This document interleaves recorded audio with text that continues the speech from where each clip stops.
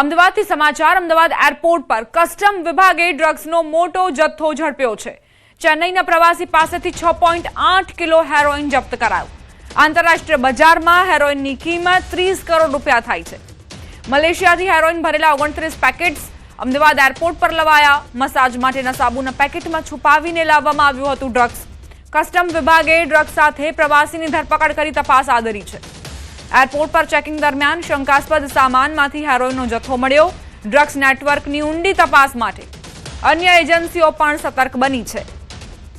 Custom વિભાગે જ્યારે ચેકિંગની પ્રક્રિયા હાથ ધરી હતી તે દરમિયાન આ કરોડોનું જે ડ્રગ્સ છે તે મળી આવ્યું છે। મલેશિયાથી આવતા એક વ્યક્તિ જેની પાસેથી 29 પેકેટમાં હેરોઇનનો જથ્થો મળ્યો છે, જેની કિંમત બજાર કિંમત 30 કરોડ રૂપિયા થાય છે। સંવાદદાતા નવીન જોડાઈ ગયા છે વધુ જાણકારી સાથે। નવીન, અમદાવાદ એરપોર્ટ પરથી ડ્રગ્સનો જથ્થો મળ્યો છે, શું જાણકારી?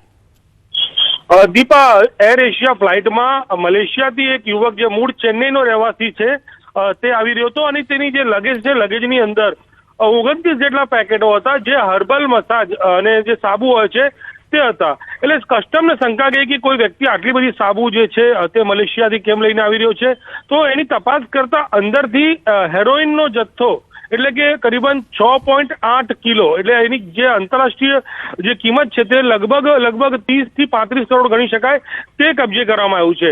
ચેન્નઈના યુવકની ધરપકડ કરી તેની પૂછપરછ હાથ ધરવામાં આવી છે। કોણે આપવાનો હતો, મલેશિયામાં ડ્રગ માફિયા કોણ હતા, પરંતુ સમગ્ર ઘટનામાં જે રીતે છેલ્લા થોડા દિવસોની અંદર કસ્ટમે કાર્યવાહી શરૂ કરી છે અને વારંવાર જે ગાંજો, હેરોઇન અને જે અલગ અલગ જે ડ્રગ પકડવામાં આવી રહ્યું છે તે એક મોટી સફળતા કસ્ટમ વિભાગની કહી શકાય તેમ છે। દીપા, આભાર નવીન, જાણકારી આપવા માટે।